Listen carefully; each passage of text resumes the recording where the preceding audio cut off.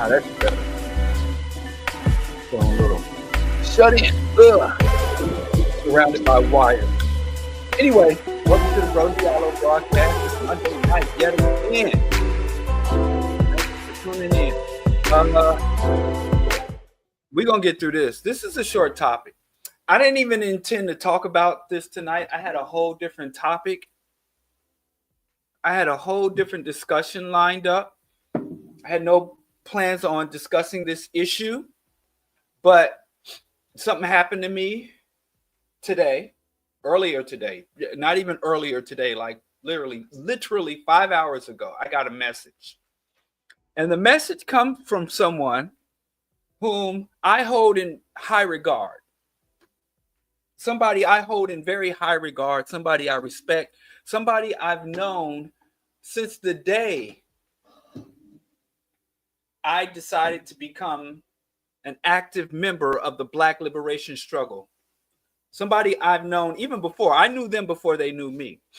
But someone who, mentored me into the movement, brought me into one of the first organizations I was ever in, sat across from me and, gave me basically set up an orientation for me to get involved in legitimate revolutionary and Black liberation and Black power struggle. So this individual, this elder, I hear from him maybe once a year, if that much. And he sends me these very critical messages. I only hear from him when I get out of line, when I say or do some things that are out of pocket, and he'll check me. Because, this brother, like I said, I've known him since I was 14. It's like almost 4 decades. He's an elder. He's much older than me. But I've watched him grow and watched him organize. And he, like I said, he mentored and oriented me into organizational formal struggle. Because before I sat down with this elder, I was radical, I was Black, I was angry, I wanted to bring the system down. And he sat down and pretty much talked me through, oriented me into organizing for liberation, organizational structure, organizational discipline, organizational outlook. And I've been using his examples and his lessons and his instructions since that day, since I was since I was a young child.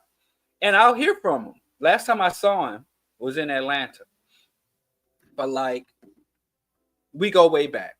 So he sends me this very critical, I'm not going to say angry because he's a pretty level brother, but he sends me this critical message.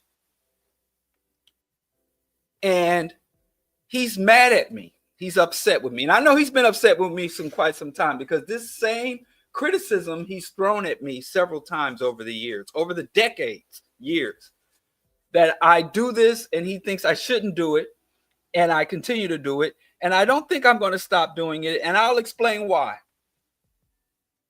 But I put out this message where I don't know if y'all know, yesterday was Mother's Day, and Mother's Day was an anti-war holiday. And Mother's Day was founded by this woman. I don't remember her name, some old white woman. And basically it was on the heels of the Civil War. And at the time of the Civil War, there were other colonial wars and anti-colonial struggles and colonial expansions where, the French, the British, even the Portuguese was still in the game at the time. They were all attacking each other, fighting over land, fighting over who gets the opportunity to genocide whatever natives and steal whatever resources upon discovered lands. And there were a lot of white boys. There were a lot of young white boys being sent off to war in foreign exotic places and getting these foreign exotic diseases, from North Africa to the so-called Caribbean, the Americas. Even in the Americans, they were still had the westward expansion, and they were, fighting Native American from Apaches to Seminoles. So there were these conflicts in the late 1800s, just prior to World War One, a few decades prior to World War One, and the founder of Mother's Day basically said, women give birth, women give life, and the men who are in power send these young sons. And back then it was only men going off to war. That's not true, but that's the rhetoric. That's the historical fallacy that men don't just go to war. Men don't just wage war. That's never been the case. But I digress. I'm not even going to get into that. But let's just use the rhetoric. So women would give birth to these sons, nurture these sons, breastfeed these sons, and when the sons were sick, nurse them, teach them to walk, to speak, to read, to write, their hand-eye coordination, only for some man to come and send them off to war. Because women at that time, no woman anywhere in the world except, Queen Elizabeth, had the power to send men off to their deaths. So she was like, we as mothers should start to flex our powers. And if you look at these men, every healthy man who had a halfway decent mother, they accomplish anything. I love you, mom. I want to get thanks, mom. Get tattoo of mom. All these young men claims to love their mamas. But yet it is the men that ain't even no kin to them that are in the position to send them off to war. So she basically said, Mother's Day, the whole purpose of Mother's Day is for mothers to reclaim their sons and to stop the ongoing historical phenomenon of men sending other men off to war. And because women give birth, because women give life, women should have mastery over life and death. Now, this principle was alien to Europe and the Western empires. In certain indigenous cultures, that was understood. In the mythology, in the folklore, in the religious and spiritual practices, women were the entities that gave life, and because they bore life, they had control over life, death, and reproduction. And men respected that role. The goddesses, the deities, the priestesses, women were not excluded from the market. They were not excluded from governance. They were not excluded from culture and society. Whereas in Europe, women were reproductive units. That's it. In Europe, the Middle East, the Arab cultures, women were units of production. It used to be, even in theater, like in the Shakespearean theater, women couldn't even act in roles of women. So if you were a playwright during the Shakespearean era, you would write female characters into your play, but women weren't allowed to do theaters. Women weren't allowed to be priests. And they weren't allowed to take the cloth. They weren't allowed to be tax collectors. Only thing they could do is be laborer under there. So if your husband owned a farm, you could work that farm. And you could birth his children. But you were pretty much his property.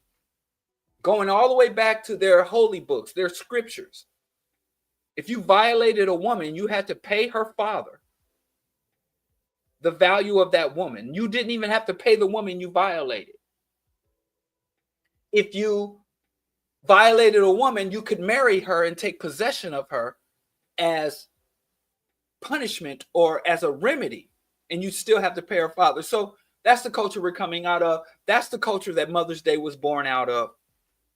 And Mother's Day was looked at as a time to promote peace and to oppose conflict. From the Civil War all the way up to the Vietnam War, and eventually multinational corporations got a hold of it. The federal government embraced it and said, no, it's just about honoring your mothers for honoring your mother's sake. Let's set aside a day to recognize mother. And the peace component, the anti-war component, was completely erased from Mother's Day. So I said, because the true Mother's Day, we should go back to the original intent of Mother's Day. And I said, if your mama is a Zionist, if your mama is an imperialist, if your mama is a nationalist, a racist, if your mama's patriotic, if your mama's theocratic, if your mama's a fascist, if your mama's a Catholic, she shouldn't get shit for Mother's Day. No chocolate, No chocolate, no flowers for status quo mamas. And I said, we only celebrate revolutionary mamas. And so my OG got mad and sent me this message. I didn't do that.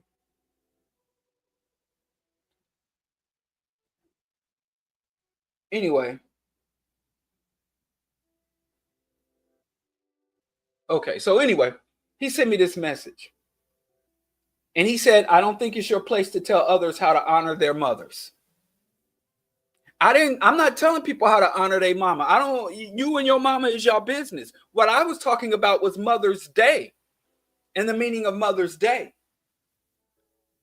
And so if we allow multinational corporations and the government to co-opt Mother's Day, I think our beef should be with the corporations and the government, not with me who says, hey, let's return, right?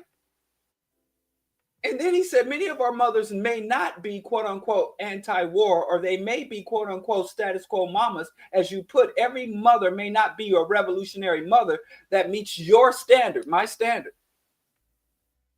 He said, my mother was none of those and was everything to me, and I honor her each Mother's Day. And then this is the part that got me. He said, your disdain for people who are not quite the revolutionary that you are knows no bounds. Ain't nothing revolutionary about such a posture. Now, that's the part that got me. I'll read it again. Your disdain for people who are not quite the revolutionary that you are knows no bounds. Now, this man didn't know me most of my life. And, you know, I had to think about that like, damn, do I have disdain for people who aren't as revolutionary as me? And the answer is no. I don't have disdain for people who are as revolutionary as me. So let's deal with that first.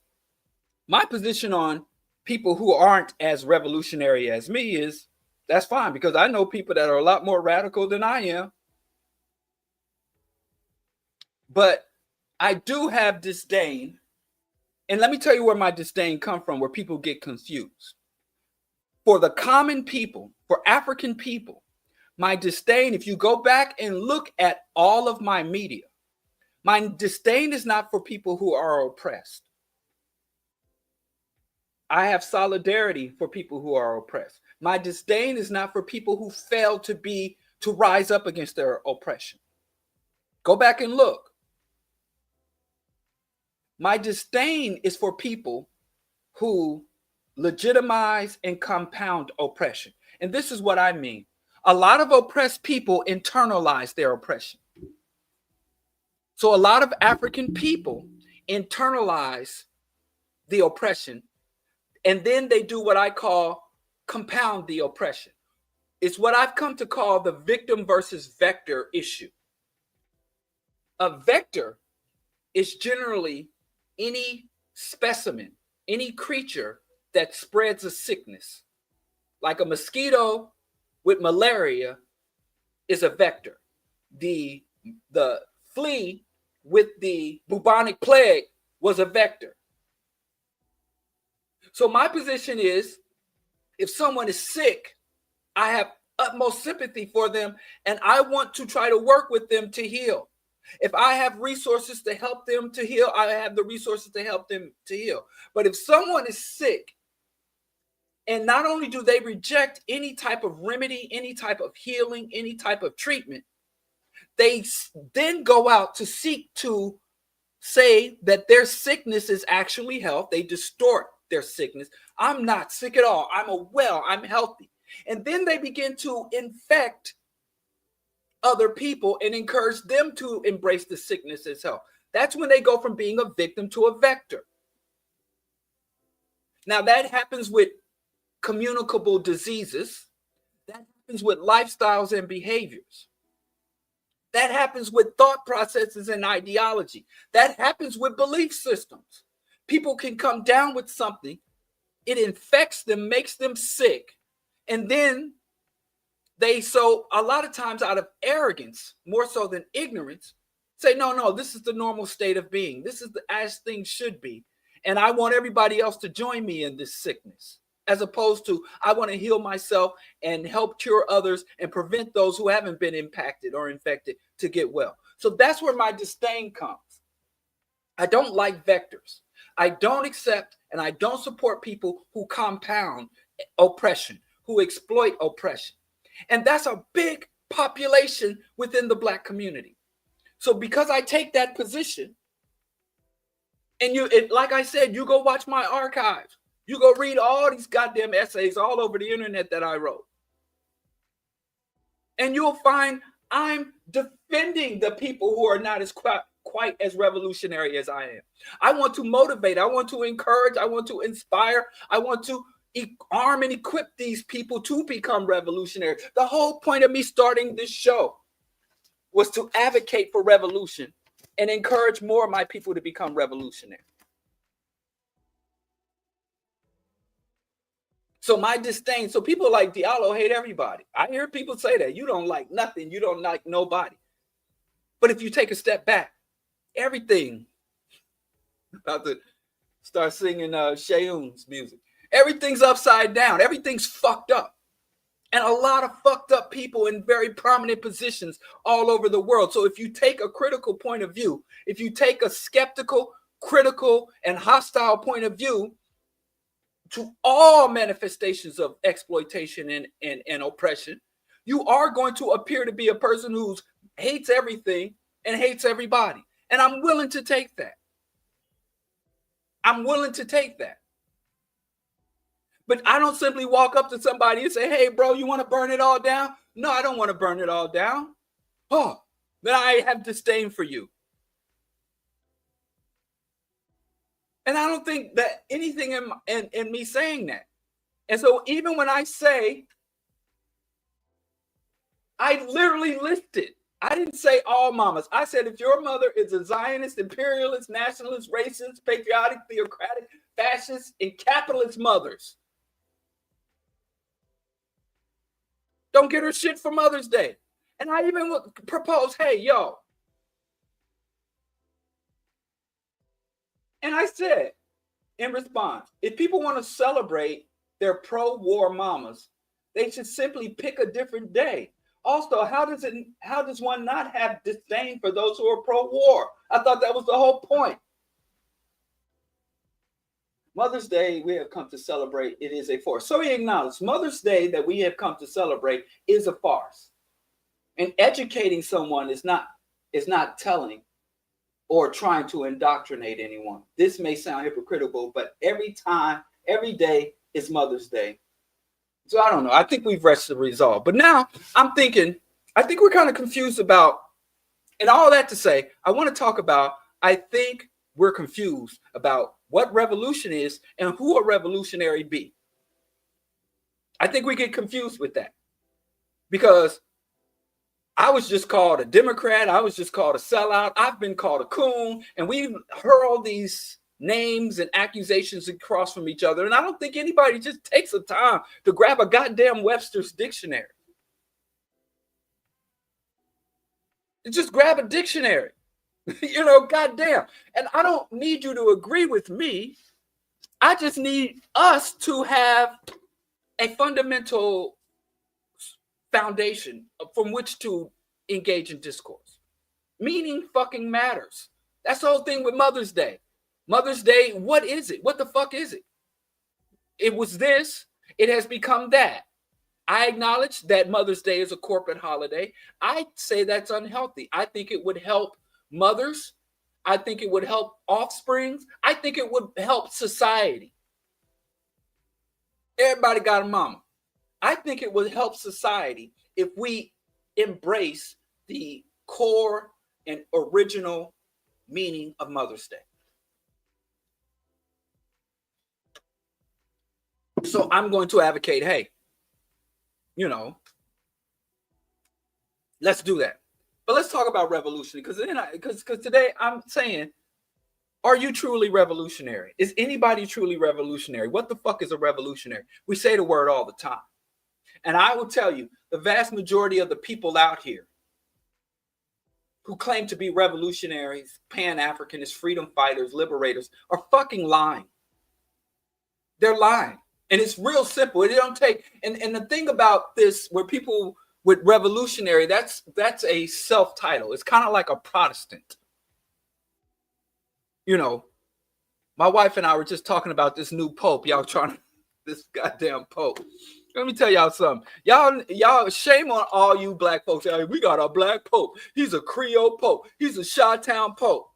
That goddamn pope is tied to at least 3 cover-ups of sex abuse. Catholic Church had centuries of hiring, empowering, giving cover to, and protecting predators, child sex. And even if there was never a PDF file ever ordained by the Catholic Church, all their other crimes, not one of the fucking African slave, not one African slave that was kidnapped and shipped to the Americas, North, South, Caribbean, not one that failed to receive the blessing of a Catholic or Protestant priest or minister. The only reason, if you weren't blessed, if the country that colonized and enslaved our people was a Protestant country, Great Britain, if the merchant, if the slave catcher that captured you was a Catholic, then you were blessed by a priest. If the slave catcher that captured our ancestor was a Protestant, then you were blessed by a minister. That alone. And I'm supposed to, watch what you say about black Christians. And when we should be walking around saying, hey, if you're a black Christian, you should keep that on the low. Don't advertise that shit. Can you imagine living in your African indigenous land, your African indigenous language, and a motherfucker comes and chains you up, takes you up, and puts you in a shackle, in shackles, in a motherfucking dungeon, and on that dungeon there's a little fucking wooden cross, and some motherfucker with incense and candles come chanting some language, oh our Father who art in heaven, every Sunday, and sprinkling water on you, and then they take you out and put you in the hull of this slave ship, and it's a motherfucker walking up and down the aisles blessing the ship, and then you look at the fucking captain of the slave ship, and you see that motherfucker getting a little piece of bread and taking a little sip of wine, and you chained up like this, looking at this shit like, what the fuck? You don't even understand the language. And then they take you and when you get on the shore, and you're bald, you're separated from your family, you're taken to the plantation, and this musty cracker comes up talking about, okay, this is where you will live and die and work every day of your life till you collapse. Except for one day, Sunday. On Sunday, and then some cracker with a Bible and a collar comes riding up on a mule once a week while you've been beaten, assaulted, dehumanized, and worked to collapse. And he stands in front of you speaking in Latin or some other language, and oh, bless you. Oh, bless you, bless you, bless you. Imagine going through all that only to look down from the ancestral realm and see your offspring volunteering to walk into a cathedral, volunteering to walk into a tabernacle, volunteering for free. Not because they will be beaten, not because they will be starved, not because they're homeless. They get up, they set the alarm Friday night to get up Sunday morning to go there for free. Like, I survived and endured these atrocities for this. To me, I mean, just accept it. And the same thing goes for y'all who go into the masjid. Same thing goes for y'all who go into the masjid or the mosque. But I digress. What are we talking about here? Let's just what is revolutionary? Let's go all the way back. I'm sorry. I didn't want to go down. Let's reset. Some good points. I'm going to have time for questions. But anyway, let's say this. We need to, have some ground rules. We need to have some clarity. about what a revolutionary is. And the thing about a revolution, it's not complex at all. Revolution is a fundamental transformation of human relations, a fundamental transformation of how humans interact in all areas of human relation. A revolutionary is a person who desires, advocates, and works to bring about those fundamental changes. So who is a revolutionary? And revolutionary isn't always good. We even now, if you grew up in America, you studied the American Revolution, where you had monarchs, you had mercantile monarchs, and capitalist merchants had a revolution. And they changed from blood to commerce. They've changed from an inheritance-based, a lineage-based governance to electoral governance. You know, from a family lineage system to political party system. That was a bloody revolution. That was a fundamental transformation. But these revolutionaries owned slaves. They mutilated people to snatch the teeth out of enslaved people's mouths, used their skin to make lampshades and other products. So there are, sorry, I don't know how to do this. Sorry, it's annoying. So there are revolutionary slave owners, revolutionary colonizers, revolutionary genociders. Because if George Washington was a revolution, if Thomas Jefferson, Benjamin Franklin, Adam Smith, who was a capitalist revolutionary, and so we walk around saying, who and what the fuck is revolution? So a revolution doesn't always mean freedom for everybody. These revolutions, not only did they want to keep Africans enslaved, they saw women as property. Women couldn't vote. Women couldn't own property. Women didn't even own the children they gave birth to. If a marriage is annulled, the children automatically went to the father. Those were his progeny, his offspring. She was just the incubator. She was just the vessel. They had no right. And even when they got educated, they would go to the upper class women would go to these schools to learn to be proper ladies. So when they went to cocktail parties with their husband, they knew how to use the proper fork and they could make small talk. They knew of something of the literature and arts. They couldn't preach the word of God. They couldn't even, lead the choir. But these men who created that system were revolutionary. So we, I think, now have some misconceptions about what a revolutionary is. Because the connotation to a revolutionary is somebody is essentially, some people believe on our side, we believe revolutionary and revolution is positive. But the reality is revolution seeks to subvert the dominant paradigm. And subverting the dominant paradigm does not necessarily mean a positive outcome.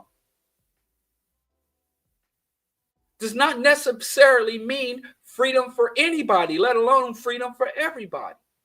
So when we say we are revolutionaries, we still have some things we have to account for, some questions we have to answer, some positions we have to establish and stand on.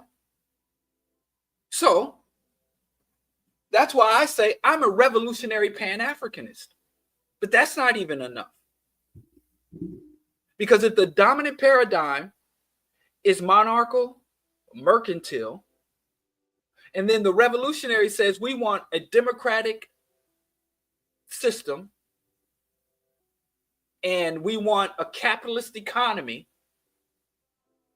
we don't want anyone based on their blood or lineage to have any special power based on blood. And we want, which is revolutionary for the time, we want separation of church and state, freedom of the press. These were revolutionary concepts for Europeans. Now, again, outside of Europe, a lot of this shit was going on. All men created equal. Much of the Constitution was stolen from what was called the Iroquois Confederacy. White folks came over here, slaughtered the Native Americans. The few Native Americans they didn't slaughter, they asked them, how y'all get down? What y'all do? Y'all built all this civilization? Y'all ain't got no police or soldiers or standing army? Who's the king? Who's the ultimate absolute ruler? And the natives sitting there, bound with his hands tied up, with his skin full of pockmarks, looking at the corpses of his family, was like, the fuck are you talking about? We don't do that over here. He's like, so what you do? So we had this thing called the Iroquois Confederacy, and women have power and status and can own, and we don't have private property. We have personal property and personal ownership, but these are the commons that belong to everybody, the buffalo, and we do this, and we live in a communal, tribal way, and when we engage in conflicts, and this is how we govern ourselves. And the white man was like, ooh, woo, dropping bombs. Woo, woo, woo. What did he say? Boom.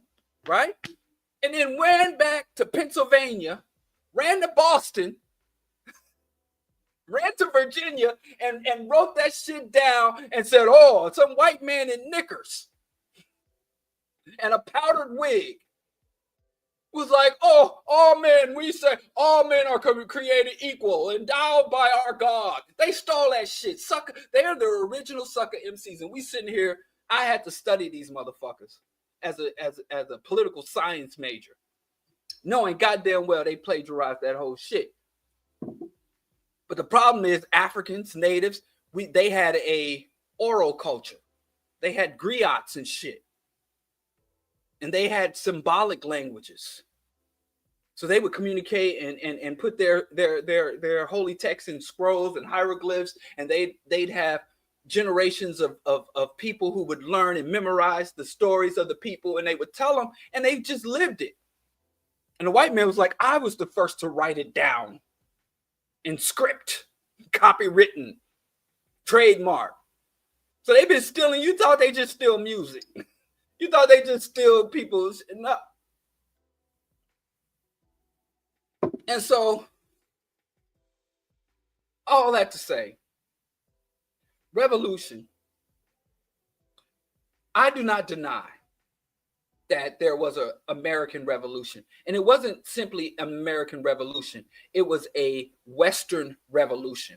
When the Western powers overthrew, it was called the Revolutionary Era. And it happened in France, Germany, UK, Spain, Portugal, where either they completely got rid of the monarch and or they relegated the monarchy to a symbolic historical heritage position, a ceremonial position that doesn't hold any formal government status.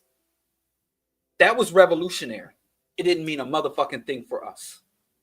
And to say all that, you might say, then what's the point of being revolutionary? If you can carry out a revolution and still have slavery, still have colonization, still have genocide for centuries after the revolution, what the fuck is the point of revolution? The point of revolution is it's the only way to change the social relations, right? So the status quo, the only way to truly upend the status quo, not reform, not adjust, not to secure concessions, but to end the status quo. And I would tell you, there was a time where 90% of all governments were monarchies. Everywhere, all across the world, everything was monarchy, monarchy, monarchy. And if you had somebody whose grandfather was born and raised, their father was born and raised, they were born and raised, their children and grandchildren all born and raised in under monarchy, and somebody came and says, just because that little fucking inbred weirdo, just because of who his daddy is, he has control over life and death over us. We should have some say in how we're governed. They would be like, you fucking crazy.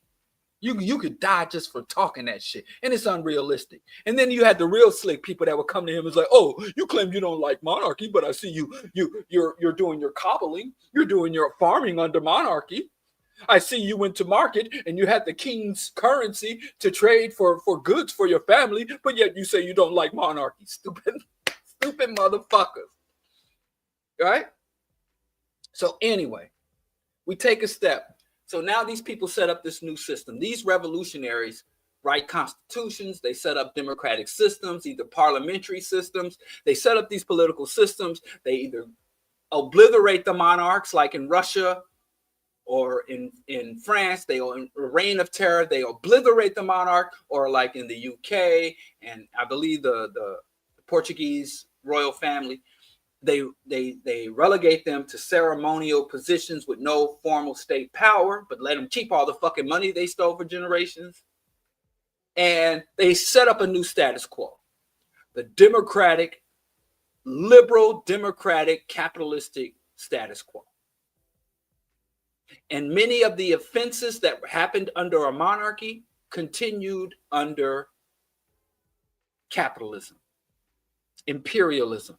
The same genocides. King Leopold carried out genocide, and then you go from a king ordering extermination to a parliament or a prime minister or a president ordering extermination, and then having the king officiates the formal army, but you have a Congress that will sign off and allocate the funds to finance the genocide. So it's a more bureaucratic way to do the thing. First, you had one man who could call down an atrocity from a stool, from a throne, do the atrocity. And now you have a man in an Oval Office and then a big House of Congress. And then even if the citizens, we don't like this shit, then you go to the Supreme Court, who was appointed by the president and approved by the Congress, and then they all sign off on it. So then we're like, wow, this is way more complex than a monarchy. So it's different. So therefore it's better.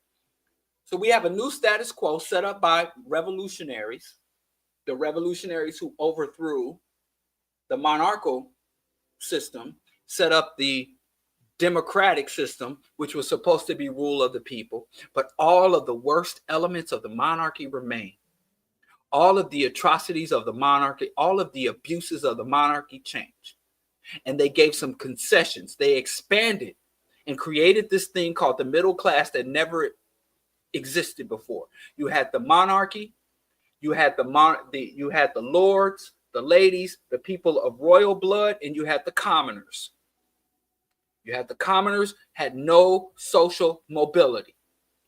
You were born a commoner, you would die a commoner, no matter how educated you get, no matter if you invented some grand invention, if you work really hard, if you had a really good harvest several years back to back, it did not fucking matter. Even if your Lord calls you up to war and you go out on the battlefield and you kill all of the king's enemies and you're this great warrior, you come back and you're still a peasant. You have no royal blood. And if you look the wrong way at a lady who is of royal lineage, they could cut your manhood off just for thinking about it. So then you have a revolution, this new system.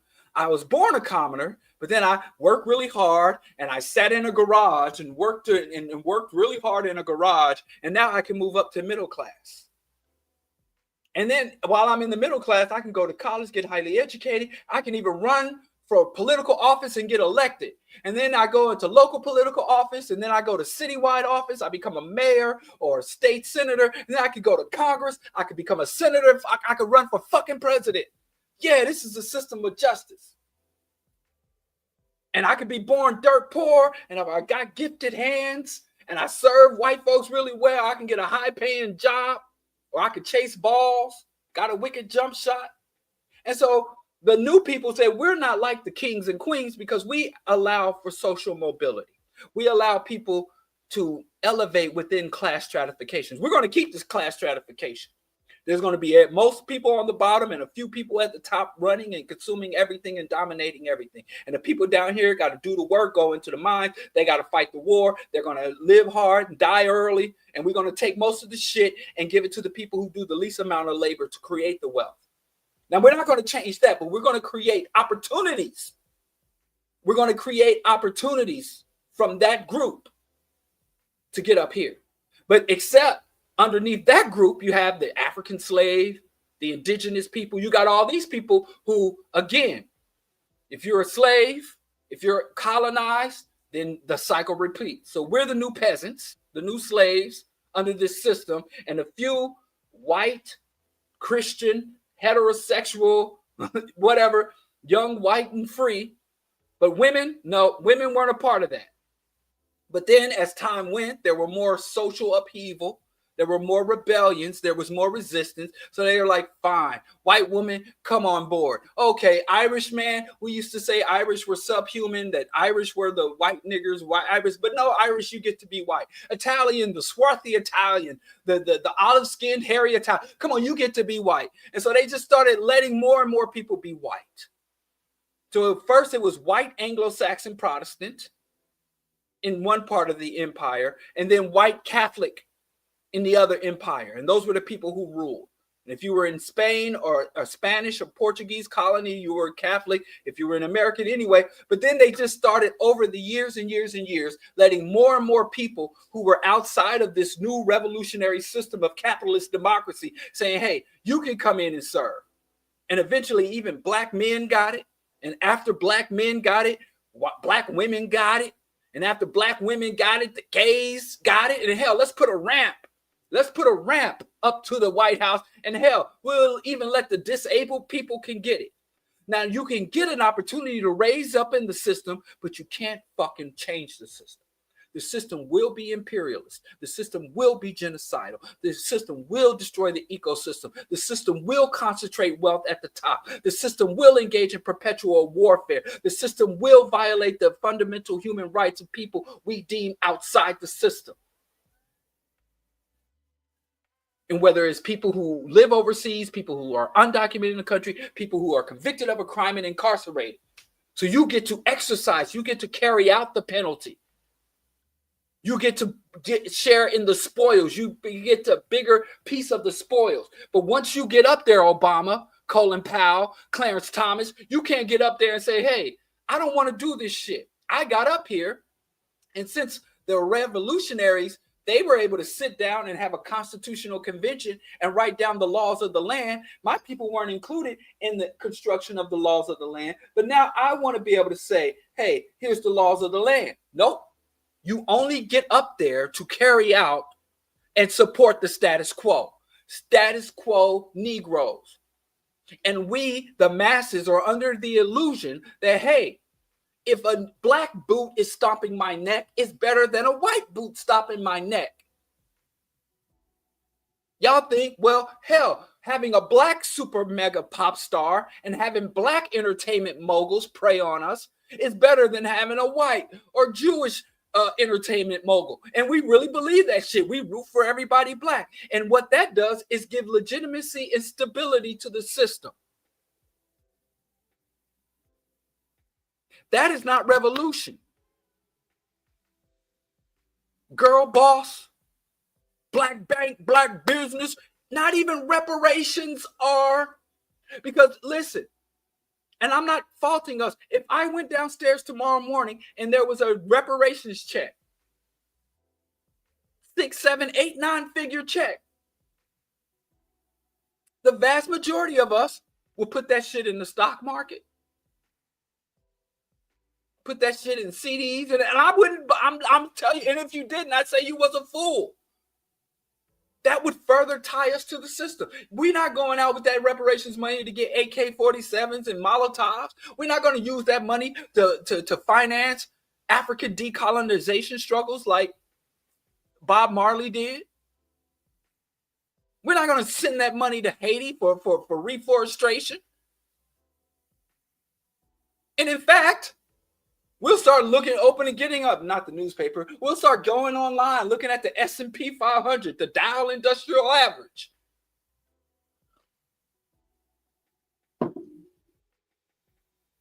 So even reparations is not revolution because that would not fundamentally change the status quo and the social relations. So a revolutionary, for good or bad, is a person who wants to upend the status quo, who who wants to fundamentally, foundationally transform the structures of society. How things are valued, what is valued, how value and wealth is created, and how value wealth is defined, how value and wealth is distributed, who in the society is worthy of power and status, how do you obtain status, how do you use status, and how do you fall from grace? How are we to be governed? How are we to be policed? How is justice to be sustained or disseminated? How is injustice to be acknowledged and opposed? Has to do all that shit. It's not enough to take the white man out of power. You go talk to any African. You have people in the African continent born and raised, never saw a white principal, never saw a white administrator, never saw a white cop, never saw a white mayor, never saw a white fucking head of state. All black from here to down. And they suffer the same fucking abuses. So obviously just removing the white man and replacing him with a black man. Hell, we've even had that experience for 8 years in this country. Right now in my city, the top cop in my city, in Chicago, in the city. Malcolm X said, don't say our government, say the government. Don't say our astronauts, say the astronauts. This shit ain't ours. But in my city, here I go again. In this city, the vast 90% of the time when I first got here, there was a white chief of police who was on his way out the door.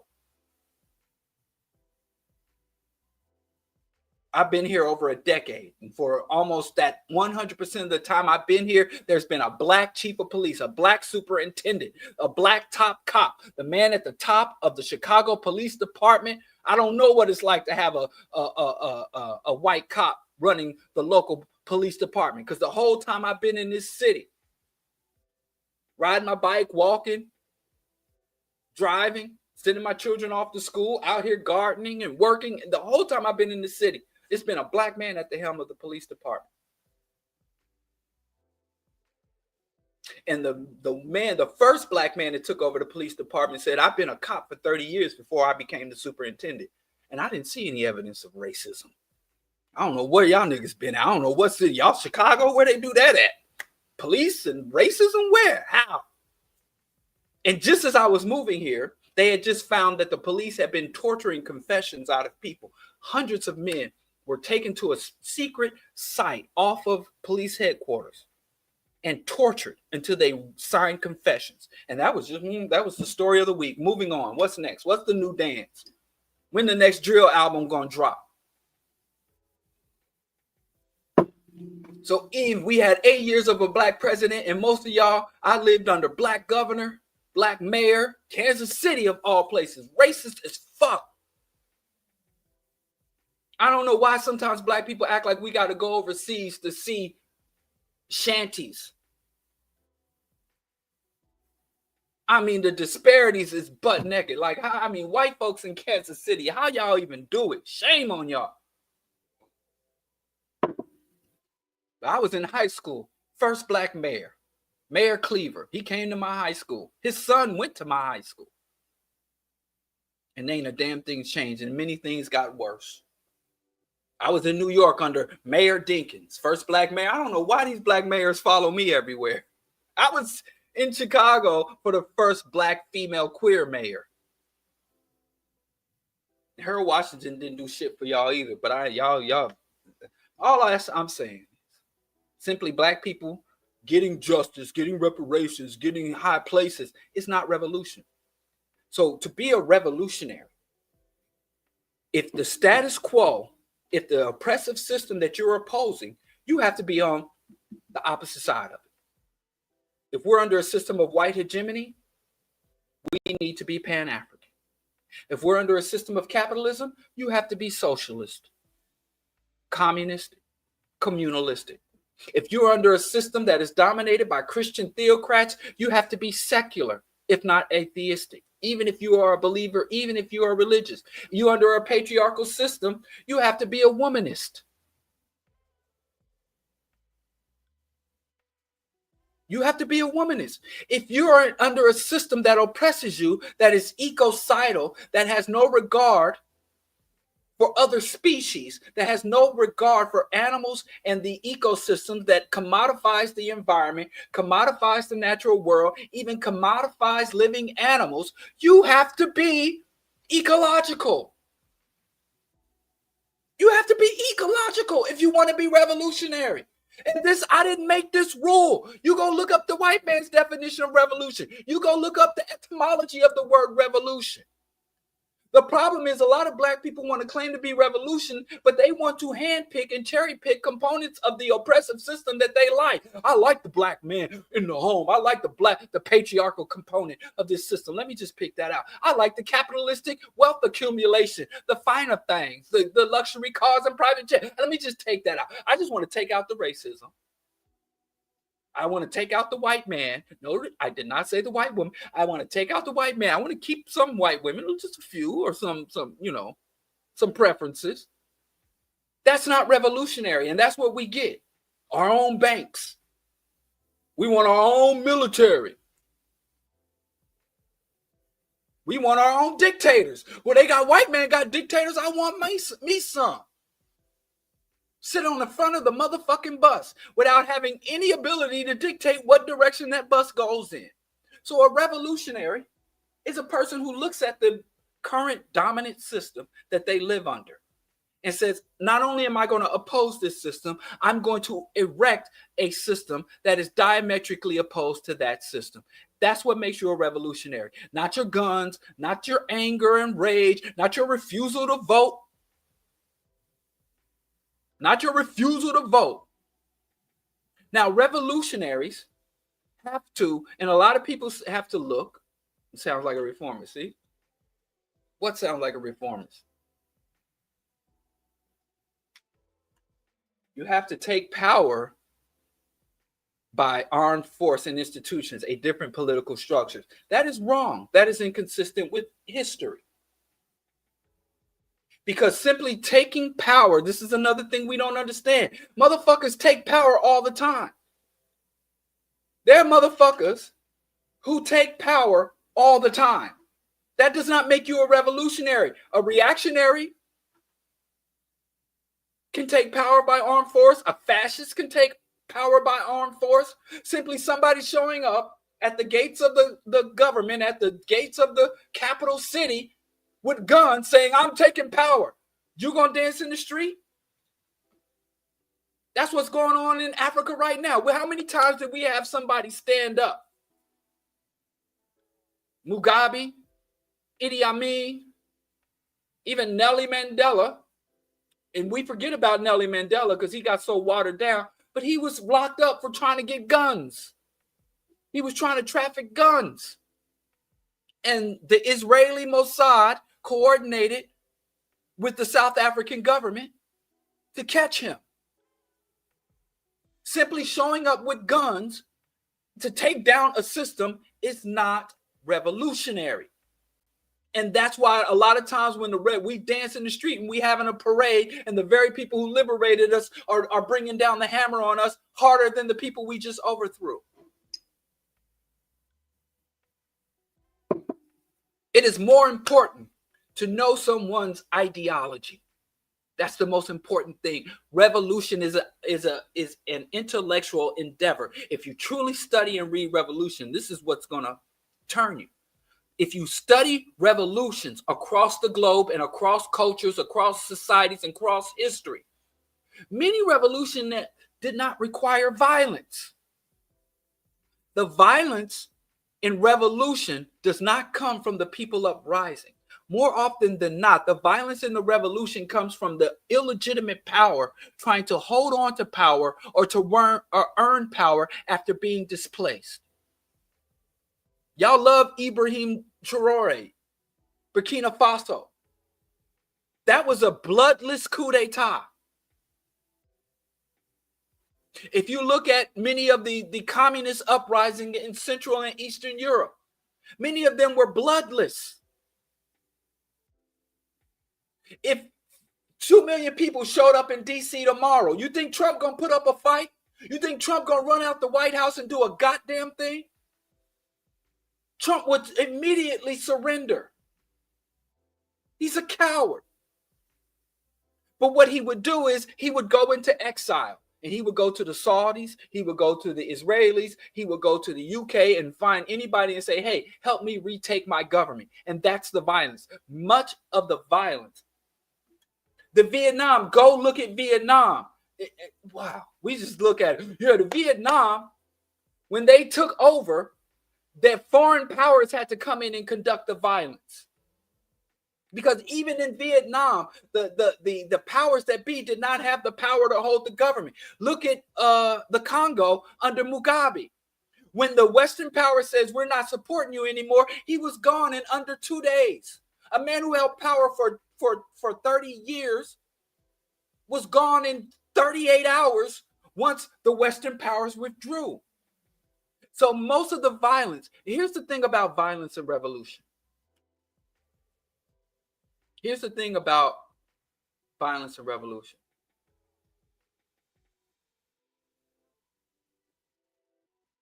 The terms that by which the revolution will be conducted is not up to the revolutionaries. Whether or not there will be violence has nothing to do with the revolution and everything to do with the people who hold power illegitimately.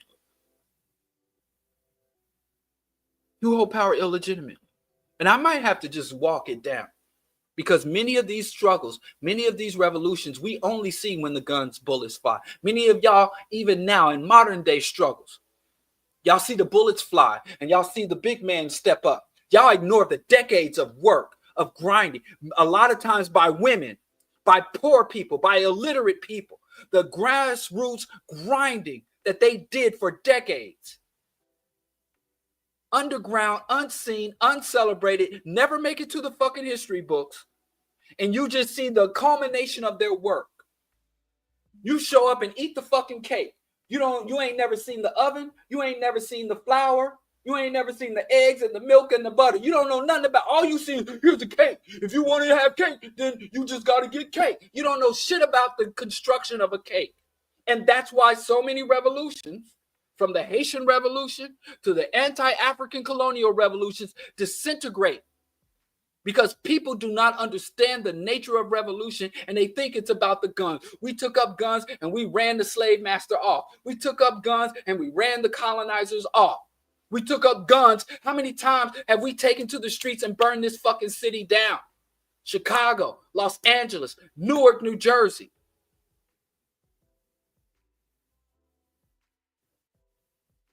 Ohio, Colorado, uprisings, even in Arkansas, uprisings and rebellions. Rise up and then just completely collapse. Because we think revolution means people got to take up arms and go fight. No, anybody could do that. Everybody. Fascists do that. I don't like the government. The fascists don't like the government. The KKK is anti-government. The KKK don't like the cops. The FBI has infiltrated the KKK. So not liking the cops and being willing to show up with guns puts you arm in arm. And that's why a lot of fucking so-called black radicals end up sounding and looking and having the same outcomes as the fucking fascists. And they want to put women back in the home, put the man back in, and all the same shit. They look and sound just like the white fascists. Because they give nowhere. Who the guns? Vietnam. Go study Ho Chi Minh. Go study his generals. General Giap. Go look at these men. They didn't just show up in Vietnam and say, okay, clickety clack, let's go fight the U.S. war machine. First, let's beat the shit out of the French, and then beat the shit out of the U.S. war machines. Ho Chi Minh studied Marcus Garvey. He traveled the world studying ideology. He came back and taught his people, hey, there's a different way to organize our society. Here's our history. Here's the timeline we've existed. These are the times when we were under the control, and he talked about their inner relationship with Laos and Cambodia and Korea and talks about the nature of they have to understand the nature of the fucking disease. You're going to go to a doctor and say, hey, doctor, what skills do you have? What is your comprehension of my condition? All I know is I fucking hate disease. Just give me the scalpel and let me get in this shit. You would run out of that doctor's office. And transforming a whole society and the social relationship is more complex than fucking cutting out a tumor out of an individual. Because this system that oppresses us is not just the cops. It's our own mentalities, our own value systems, our own identities you have to work to transform. You get a bunch of black folks that's pissed off at racism, is inadequate. They will go in every fucking direction. Some of them going to run to Allah. Some of them are going to run to Jesus. Some of them going to want to secure the bag. Out of 1,000 pissed off black people, you might get 2 or 3 that were like, we need to fundamentally transform. We need to take the means of production. We need to grasp the wealth. We need to dismantle all systems of oppression, not just the one that pissed me off this week. But all systems of oppression need to be eroded. And it's not just enough to burn down the fucking White House. The White House has been burnt down before. Foreign powers, the British government burned the White House. It's because, like, I ask people all this time, who is the leader of capitalism? Who is the leader of capitalism? There is no leader. Capitalism has inundated and infused itself in all aspects of reality, and how we feed ourselves, how we clothe ourselves, how we value ourselves, how we value other people, how we value the very air we breathe. Even when we say, hey, the planet is dying and we need to save it. Well, where are we going to get money to save the planet? When the planet existed 1 billion years before money existed. But now the money is fundamental to saving the ecosystem. And you think you're going to fucking shoot or fight or take up arms against that? So a revolutionary must be an anti-capitalist, anti-theocracy, anti-white hegemony, anti-Western, pro-Pan-African, pro-woman, pro-disabled, LGBT. Everybody. All systems and forms of oppression have to be challenged. And it has to start with people's understanding. Having a gun isn't enough. It's no different than you go to the U.S. military. If you read Malcolm X's autobiography, and they tried to draft Malcolm X into the army. And it was more important to understand for Malcolm X, for the U.S. military, when they wanted Malcolm X said he went into the recruiter's office and said, give me a gun so I can shoot these Peckerwoods. And they were like, no, thank you. Next, get the fuck out of here. Because they weren't just like, are you willing and capable of taking up arms? Yes. But what do you think?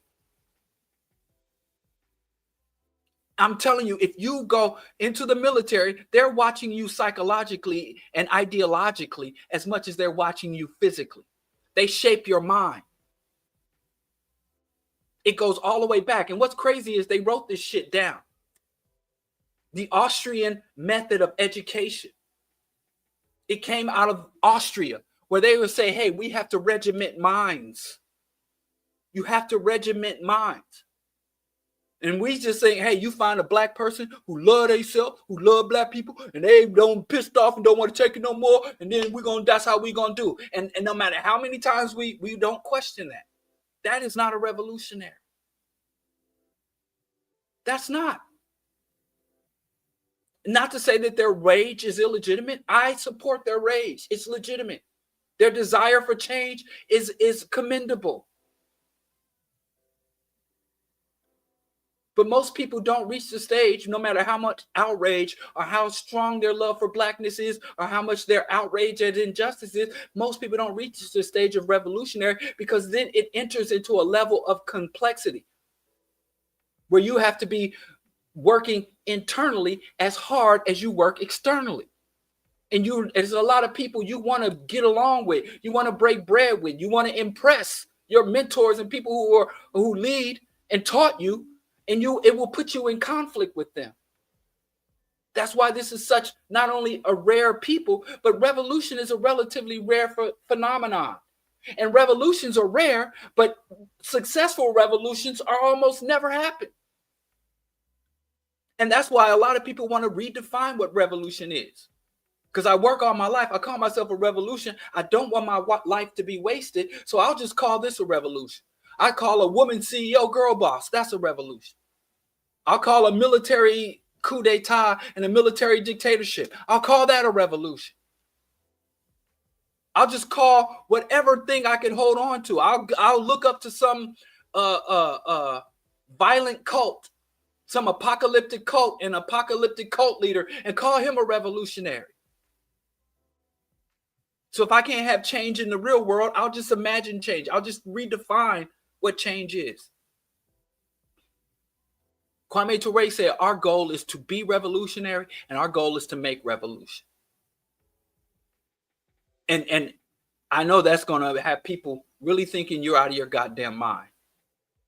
But Mackie says a lot of times as a black person, if you go sane, people are going to think you crazy because the status quo is utter madness. Or Bobby Wright said, a lot of times the goal of psychology is to teach people coping mechanisms, not transformation mechanisms. And I'm not against that. If somebody, I see a lot of people using various methods to cope and navigate this system. I have my own. But I'm not going to be in an illusion. People say, well, being healthy is revolutionary. Black love is revolutionary. Securing generational wealth is revolutionary. You're trying to get a fucking account, an interest-bearing account and some stocks to give your kids while their veins are full of microplastics. Their fucking brain synapses full of fucking microplastics.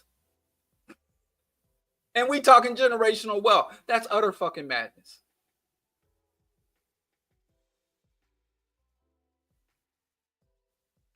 Helium is a fundamental, it's an essential element, and we fucking putting that shit in balloons like we have an inexhaustible source. So are you truly revolutionary? Revolution is a ideological endeavor. Revolution is about understanding the relationships, the power relationships of the world, where you stand in that, and working to fundamentally change. If you are content with much, because a lot of times people don't oppose the system, they just oppose racism. If racism ended tomorrow in the United States, black people, the vast majority of black people, from my own observation and experience, would stop struggling. If racism, if imperialism, colonialism, capitalism, destruction and pollution of the world's ecosystems, concentration of wealth, hyper-exploitation of labor, sexism, homophobia, theocratic exploitation, and theocratic oppression, all this other shit, if that happened, if black men were able to fully participate as equals and brothers with white men, vast majority of brothers like shake on it. Because that's what they say they'll fight for. That's not revolutionary.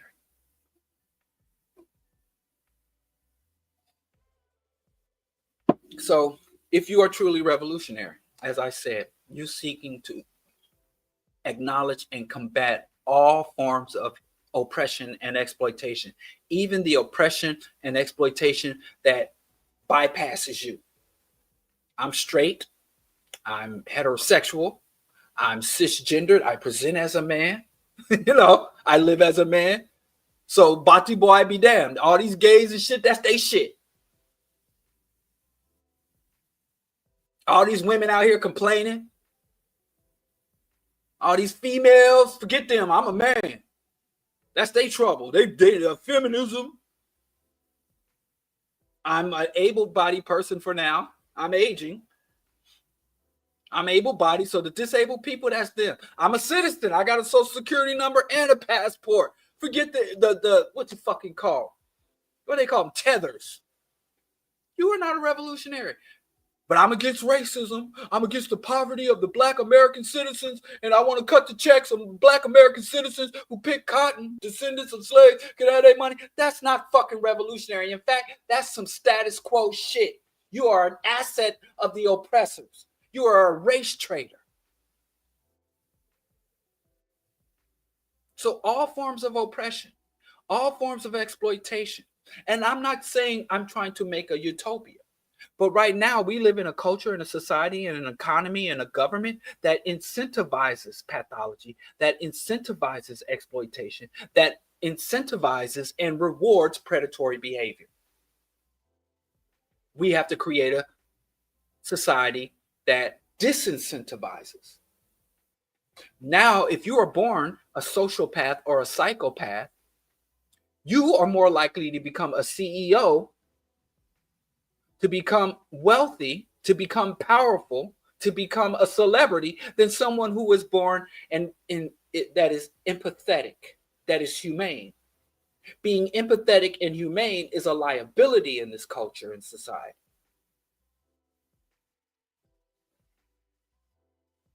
So, as a revolutionary, all tools, all means, from guns to books, from battlefields to lecture halls, nothing is left out.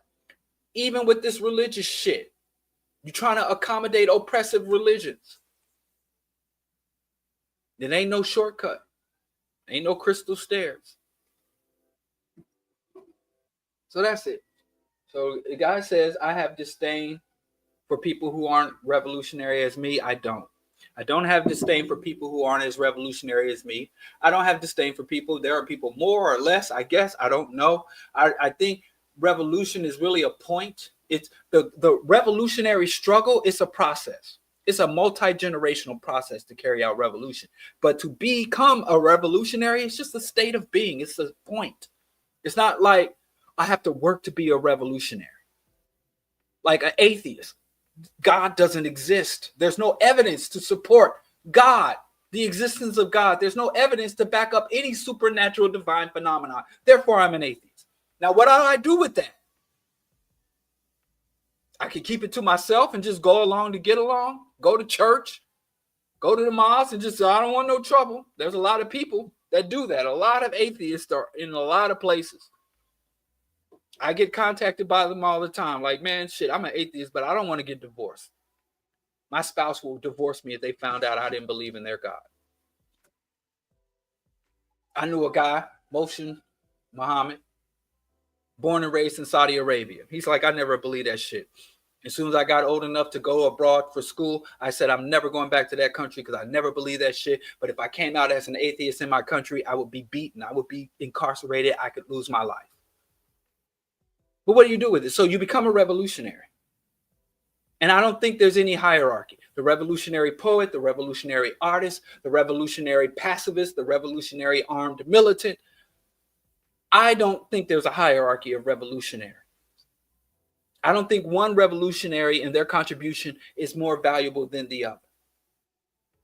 Because revolution happens in all areas of human relations, through all social contacts, in all environments, in all ecosystems. So all revolutionaries. So I would not look at another revolutionary and say you're more or less revolutionary. I might jokingly say that because we tend to think that people with the guns and the fatigues are more valuable than the people with the textbooks and the notepads. I know that's how y'all think, and I joke. I think it's absurd, and we have way too much historical evidence to the contrary. But y'all go off.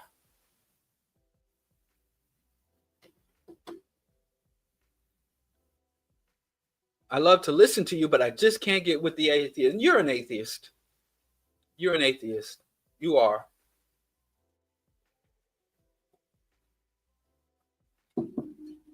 Goodness. So anyway, that's that. I think I said enough. I'm sorry I let Brother Dean knock me off my square, but I ain't even gonna say what I was planning on discussing tonight. But it's real funny. I don't think I'm more revolutionary. I don't think a revolutionary is a revolutionary, point blank, period. That's that. Now, again, the role you intend to play. The only thing a revolutionary is obligated to do is to cultivate themselves and to advocate and take action to make a positive contribution to the just aspirations of their people. That's it. It's not even some grand thing. I don't believe in martyrdom. I don't believe in sacrifice. I don't believe in all this high-minded shit, Hollywood bullshit that we have. You know, you look at what's his name? Who's the Negroes with guns? God damn.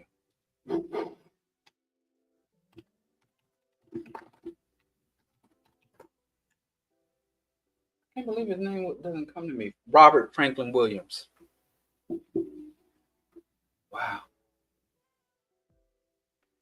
Right. You have faith in, I have faith in a God. So do you have faith in all gods? And you answer me this. How do you justify not believing in the God you don't believe in?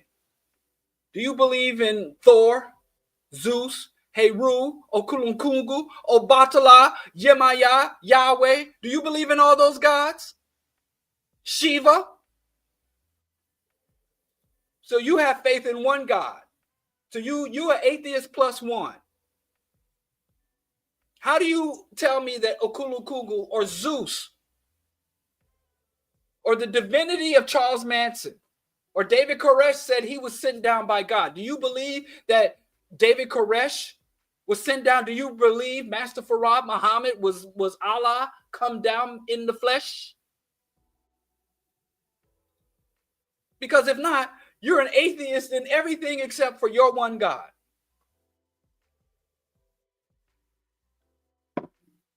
It's kind of like you're a monogamous atheist. I don't know. Atheist plus one. That's what I call it. Atheist plus one. Get out of here. How you going to believe in one God? How you believe in one God when there are literally over 1,000 gods? There's over 1,000 gods. Native American gods. Every culture has made gods.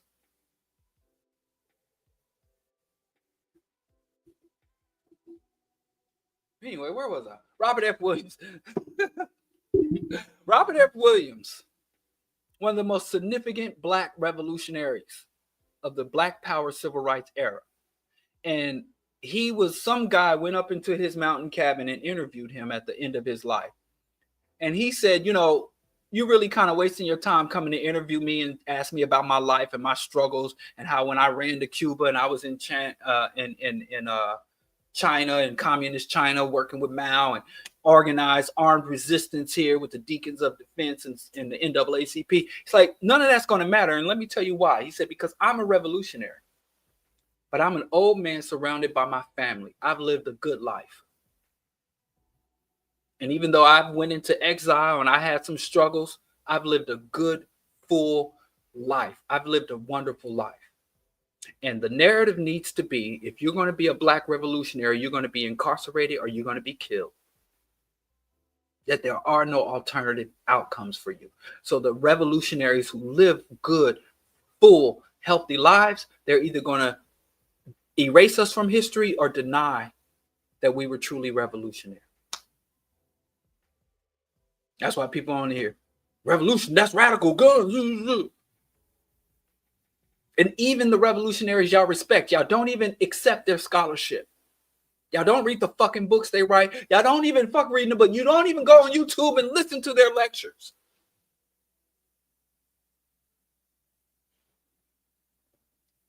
There is no such thing as an anti-intellectual revolutionary.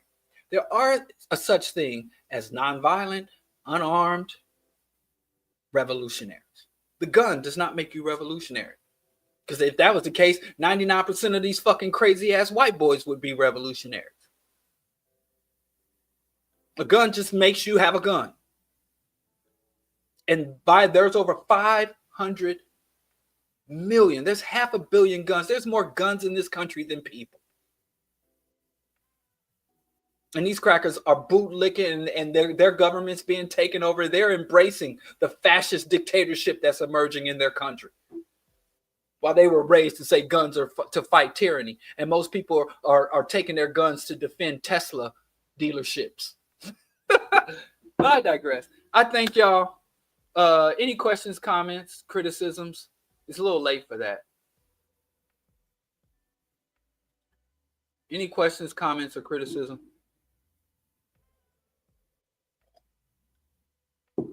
Y'all don't want to know what I have to say about Burkina Faso and Ibrahim Traore.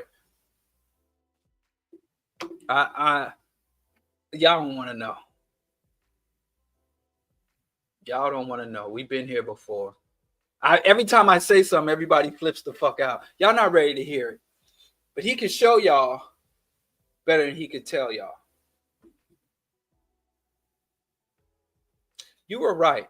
You were right. I hope my wife don't see this coming. You're right. And before the end of the summer, I will have a draft out. I'm going to start committing to that. I got a lot of things I've been neglecting. So I'm going to get on top of my Patreon. I'm going to get on top of my Patreon. I'm going to get on top of my book. I got a bunch of shit. I just been, I like researching better. I've done all the research. It's just time to sit down. I'm not going to tell you the title or nothing it's about. Got to wait and see.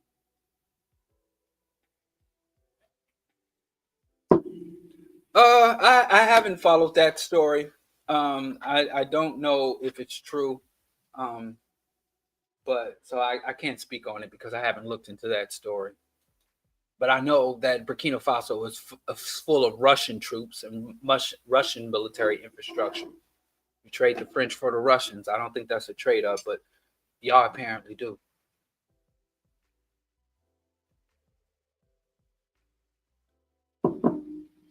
Diallo, do you believe in caution and try to tell people not to serve? I judge a tree by its fruit. I don't know what you mean by that. I don't understand. Not to serve what? Y'all be assuming I know stuff I don't.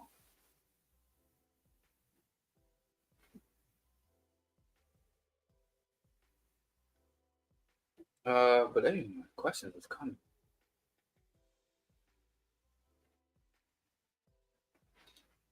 Well, Ibrahim, here's the problem with that. The same thing I was saying about Mugabe. I was in Professor William Mackey's study group, and this was during the Zimbabwean land reform. And Zimbabwe was celebrated like Ibrahim and everybody, because it's weird if you look, the black left, the black right, the black reactionary, the black liberal anti-colonialists, the black establishment, everybody loved this guy. Same thing with Mugabe. And I'm like, first of all, we got to stop with the great man fallacy. No man makes a revolution. Only the people make the revolution. Kwame Ture told us about this. I mean, in the last days, he kept trying to press that, the great man fallacy of history. No man makes revolution. So if you put all of your hopes and dreams into a figure, no matter how charismatic or beloved that figure is, it's destined to fail. It's destined to fail. Because I can tell you, remember when I asked who's the leader of capitalism? That's what black liberation needs to be. If you say black liberation is everywhere, black liberation is occurring everywhere you look, all across the globe, all across the continent, black folks are rising up. Who's the leader? And the moment you can say, I can tell you who the prominent figures are, I can tell you the people who are, but who's truly the leader? There's no leader. But again, I can't get into that, but I don't think it. Okay, then what are we arguing about here? What was your question, Robin? People love throwing accusations. I'm missing a lot of questions. You see the feed? Oh, here we go. Robin, Diallo, so racism can end without capitalism and imperialism? That was a hypothetical. But yes, I think you can have capitalism and imperialism without racism. How do I fucking know? Because white folks engage in capitalism and imperialism against other white folks of the same fucking race.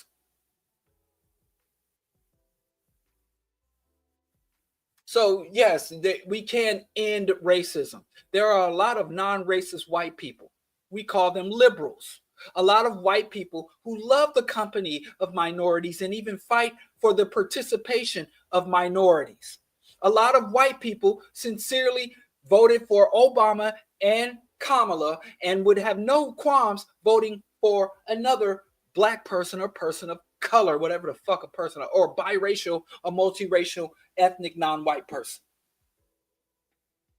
There are a lot of white people who are not racist, but are capitalist and imperialistic. It helps. And racism helps to drive it, but yes, it can. Because if they were the same and they couldn't coexist separately, why would you need a separate name for it? And I would say this finally, that because like I said, we've been in this country the least and understand it we've been in this country the longest and understand it the least. Black folks, we have been subjected to racism more than any other population over the longest time. And I don't think we understand racism. And it is not our job, our goal, or obligation to end racism. We have to end our vulnerability to racist. Those are two different goals with two different outcomes. We have to end our vulnerability to racism. We have to end our vulnerability to racist. Whether or not anybody's racist is their fucking problem. That's their hang up. That's their malfunction. Our vulnerability is our issue. Now, anyway, let's wrap this up, y'all. Okay, one more question. Okay, let's go with Dennis. Him and Lord. I'm addressing your comment about me being an atheist. I said I believe in a causation. Oh, causation. And it doesn't matter. You can believe in a causation. But a belief is an absence of knowledge. And simply because you don't know something, and then you invent a explanation for something you don't know. I don't know where my wife is right now. Right? So, but I believe she's in the living room with her granddaughter, dressing her up in outfits, or planning or doing her hair or something. That's what I believe.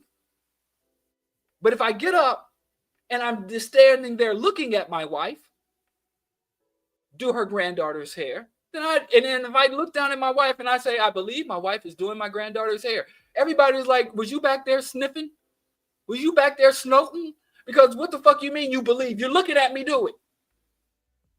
Right? So there are several theories about causation, about the origins of life, the origins of the universe, the formation of this solar system, and the formation of life and matter and time and space. We have theories, and those theories are based on material realities, on the rate of expansion and the direction of expansion that we can observe. On the origins of life, we can look at human evolution.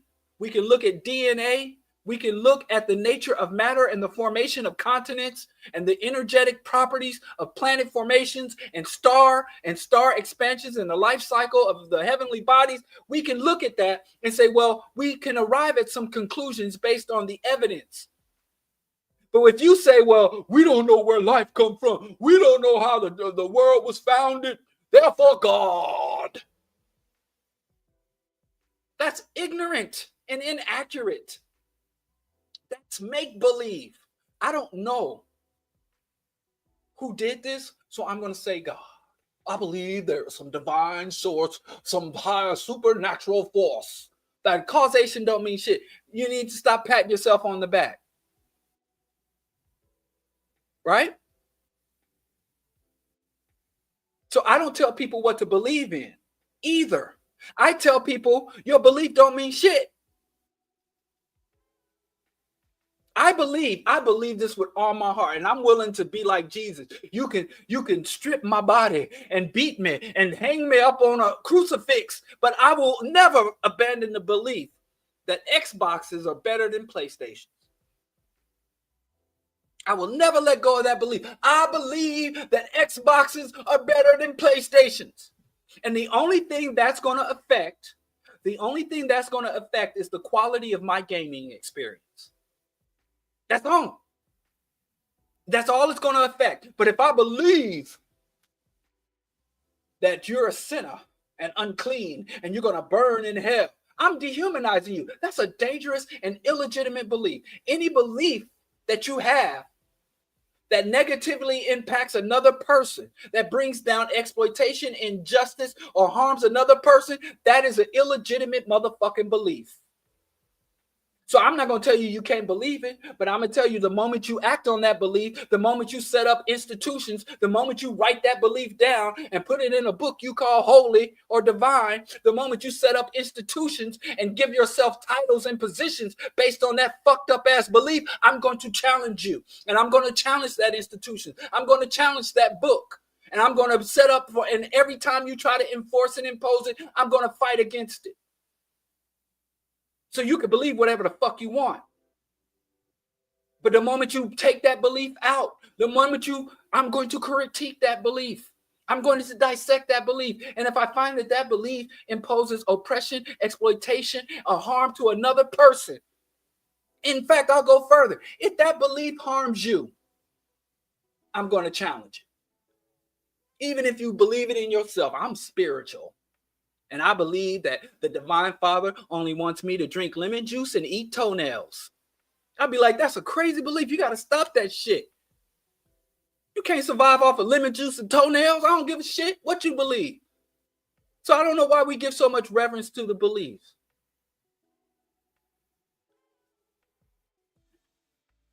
Yes, science, yes. And you must have said something. Yes, it does harm people, and you can challenge science. This applies to science. But if you look at science, the very nature of science invites challenge, invites critique. So yes, treat religion just like you treat science. Apply the scientific method to God the same way you apply the scientific method to the theory of evolution. I'm all for it. But the problem is science can withstand scrutiny and religion cannot. European sciences. Oh my God. Here we go with the European science. That is a beautiful profile picture you got there. Very nice profile picture. They say if you can't say something nice, I try to find something. Y'all done stop coming to me with the white man science. That dumb shit. Stop. Ain't no such thing as the white man science. Causation doesn't dictate what creator you believe in. It's just a plausible explanation thing. First of all, it is not a theory.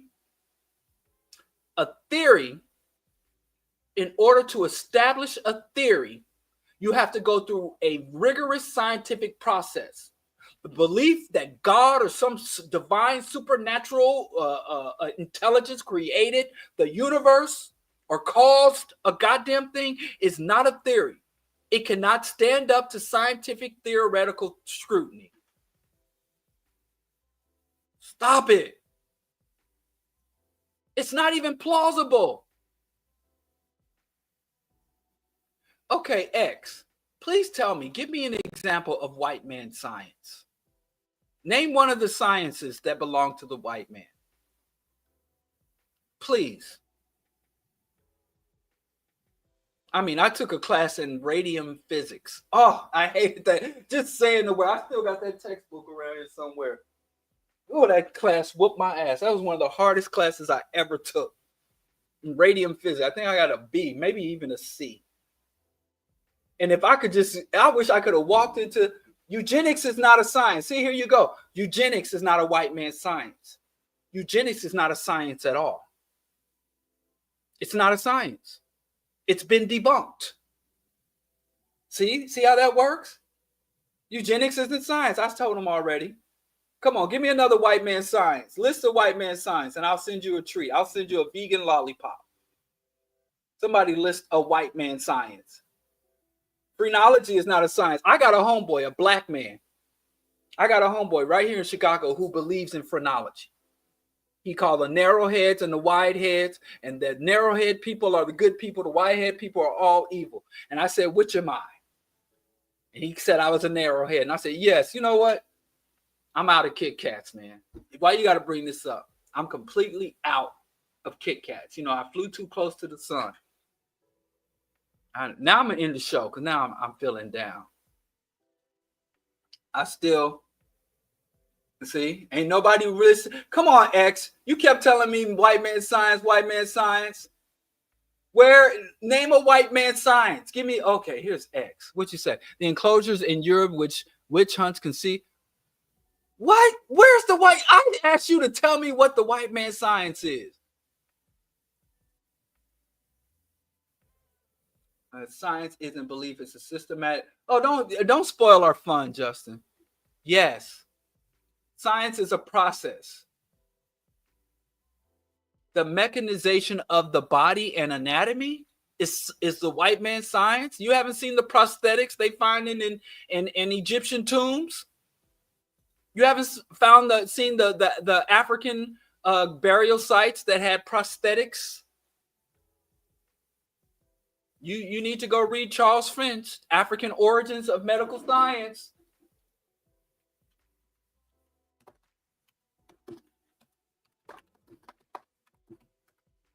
Now, y'all done got me way off. Every time I click on a book, it's a freaking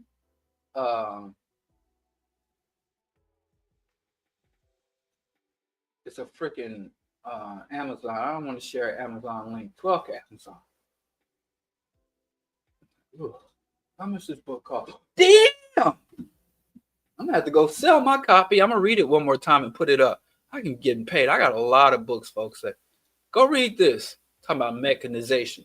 Go look at all the mechanization, the African background to medical science by Dr. Charles Finch. Go read that if you think that Africans didn't mechanize the body. But I guess. Anybody else? Did I miss some? He claims of a white man science. That's not a science. You didn't name a science. Understanding what you're talking about, anatomy and physiology. I took anatomy and physiology. I got an A in that. Human anatomy, cellular anatomy. I did really good because it's very like a puzzle, systematic. I'm gonna sell it. 200 bones. Shit, damned if I do it. But anyway, I'm gonna wrap this up. You keep talking about causation is an argument, is too difficult to prove. If you can't prove it, you can't claim to know it. And if you don't know it, you can't claim anything else on top of that. I can believe all I want. I can believe whatever I want, but I don't have a right to, and I can share my beliefs. I can articulate my beliefs. But if that belief say, well, I believe I'm better, more worthy, holier, more divine than you. I believe that you should live your life this way. You shouldn't eat this food based on my belief. You shouldn't wear these clothes, cover up and be modest. And you have to wait for this time and this ceremony to have sex. I believe, why the fuck should I listen to anything you say based on your belief? Now you can come to me and say, well, you should dress this way. Why? Because the weather. You don't want to be exposed.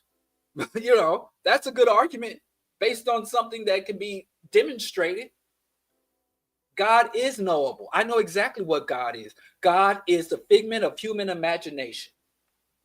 Several cultures, and always, if you look at the nature of the culture that created the God will always embody the elements of the culture that created it. That's why European gods do cannibalism, they rape, they steal, they hoard wealth, they punish and torture.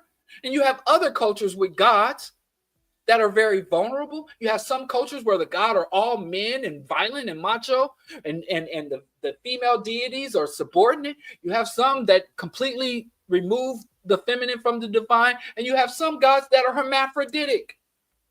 You have some religions that are apocalyptic. You have some religions that validate life. God is a byproduct of human imagination and the human creation. And there is evidence to back it up. Going back to the earliest archaeological sites, earliest known human writings and creation. Humans made God. Not only humans make God, humans make gods all the time. And new religions, Scientology, we have religions that were created and gods that were created in our lifetime. God is knowable as fuck. If you don't know nothing else, you should know God. Hell, you can make up a God tomorrow, and I promise you, you create a more attractive framework around your God, you'll have your own religion. Like David Koresh.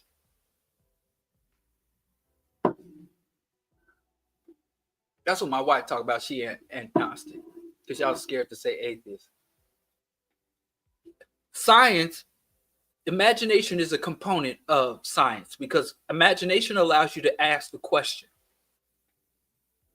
And so, but science, you can have an imagination in science. You can conceive, conceptualize. But what science will allow you to do is to test whether or not that thing you imagine is viable. That is within the arena of possibility. And nobody told me a white man's science. I was hoping somebody say radium physics is white man's science. And I'd be like, no wonder I suffered so much. No wonder I was so bad at radium physics because it's the white man's science. Anyway, I appreciate y'all. And like, share, subscribe. Shout out to the elder, Brother Dean. I appreciate your criticism, even when I don't agree with it, because I'm perfect. So, you know, your criticisms are appreciated, even though they're never correct. Because as I said, I am the perfect specimen created by the Almighty. That's what I believe. Gynecology is not the white man's science. The methodology used to create and the gynecological experiments carried out in the founding of the science of gynecology, and that's not even true, but the method was white as fuck. But the science, the woman's reproductive structure and woman's reproductive health and management is not a white man's science. And I encourage every woman to make sure her gynecology is on point. Anyway, let me stop. I'm gonna stop looking at these comments. I appreciate y'all. And I'll see y'all Friday with the Rational Radical. Whoop, whoop. You know, come on, help me in the algorithm. And see y'all next Monday with the BroDiallo broadcast. Peace.